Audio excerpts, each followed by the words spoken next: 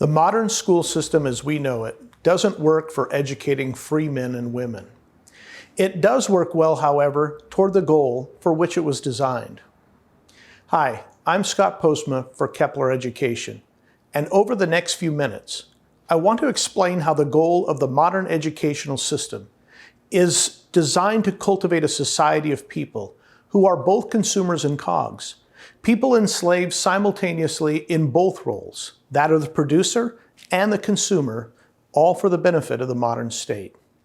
On this very issue, Bob Peppermint Taylor, who's the Dean and Professor of Political Science at the University of Vermont, notes the following statement. Quote, "For the civic educator, the task is to produce a particular kind of citizen. For the educator released from political goals, the end of education is less to shape students than to develop their reason and knowledge to such a degree that they're able to take personal responsibility for shaping themselves as free and independent individuals. That is, thinking through their own views, cultivating their own tastes, developing their own life plans, and becoming unique human people. Although it is comforting to think that in a democracy, these two projects are complementary," he says.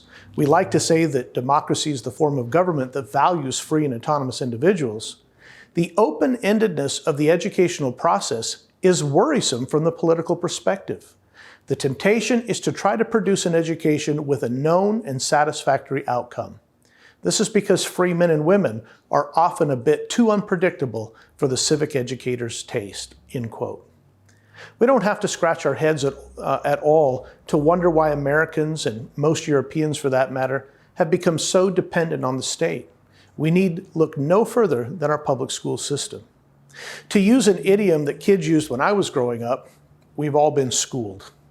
See, schools, as we've come to accept them, literally create a dependent society, not a free society.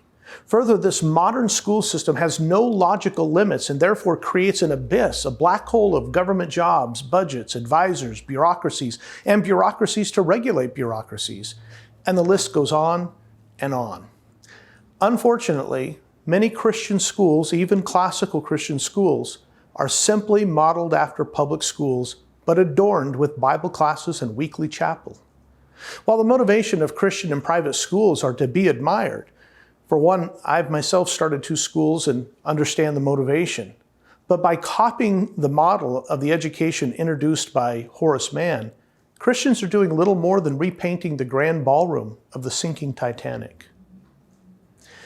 This concept of school, which I'm defining as an age-graded process requiring full-time attendance and an obligatory curriculum, is fairly new to the United States.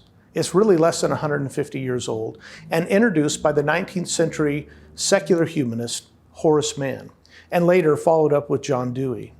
As the Secretary of the State of Massachusetts Board of Education and later a U.S. representative, Mann wanted to reform schools to cultivate citizens loyal to our democratic republic. In his own research, he became fascinated by the Prussian models, and he modeled the U.S. schools after them. As Taylor pointed out in that earlier quote, and as every despot knows, that by controlling the education of the youth, you mitigate the consequences of free thought and you control the direction of the culture, the very destiny of the country. Let me explain how this works briefly and practically. The way schools create this dependent society is to conflate service and substance, or processes and value. And they literally school students to do the same. In schools, students and their parents are conditioned to conflate teaching with learning. In schools, students and their parents are conditioned to conflate grade advancement with education. In schools, students and their parents are conditioned to conflate diplomas and in some cases test scores with competency. In schools, students and their parents are conditioned to conflate fluency with the ability to say something interesting, new, or intelligent. In other words, students' imaginations are literally getting schooled into the fallacy of equivocation regarding process and value. By shaping the student's imagination this way, schools shape the entire culture's social imagination into conflating processes and services with real value. This is why institutional achievement is seen as legitimate while independent accomplishments are often suspect. In any case, schools create and legitimize student values, and they shape student worldviews, which essentially gives the school system a monopoly on the professional, political, and financial aspects of a society. Interestingly, the political philosopher Ivan Illich argued in the 1970s that the culture's, quote, increasing reliance on institutional care adds a new dimension to cultures, and especially the poor's, helplessness. That is, their psychological impotence and the inability to think or fend for themselves, end quote. He wrote this in 1971, and all of us in this generation have grown up in a system of institutionalization that appears to be the norm when the institutional nature of our society is really only about a century old. This always makes me think of David Foster Wallace's fish story. In a famous speech titled, "This is Water," Wallace says, there are two young fish swimming along who happen to meet an older fish. And the older fish nods at them and says, "Morning, boys, how's the water?" The two young fish swim on for a bit, and then eventually one of them looks over at the other and asks, "What the heck is water?"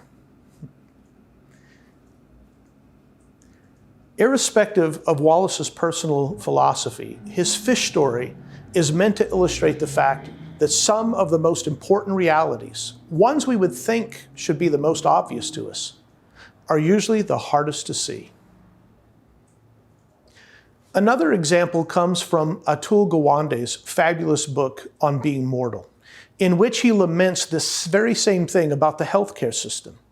As a medical doctor himself, he was fascinated by the fact and wondered why so many of his patients and colleagues conflated medicine and medical technology with healthcare.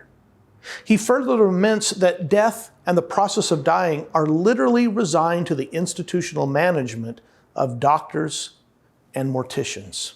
So, we finally come to the place in our society where, other than the poor and the privileged, everyone now enters the world and leaves the world via an institution. It's not only apparent in birth and death, we can actually see this perception of the world everywhere. Think about the way that we make decisions today. What does your teacher say? A parent might ask their child. What does the doctor say? What did the financial advisor say? And most recently, forget the science and what statistics show, what did the CDC say? You see, institutional thinking gives the state a monopoly on the social imagination. This allows the institutional bureaucracies to set the standards of what is valuable and what is feasible. And when this is the case, instead of becoming themselves the means of education, things like work, leisure, politics, life, whether it be in the city or on the farm, and even family life, comes to depend on schools for the habits and knowledge that these realms of life presuppose. Said another way, we've all been schooled, and most of us don't even know it. In closing, I'd like to echo the philosopher quoted previously, Ivan Illich, in making a very radical statement. If we want to preserve the culture of free men and women in this country, then we will need to amend the First Amendment of the U.S. Constitution with just two words, or schools. It should read, Congress shall make no law respecting an establishment of religion or schools, or prohibiting the free speech or free exercise thereof, or abridging the freedom of speech, or of the press, or of the right of the people peaceably to assemble and to petition the government for a redress of grievances.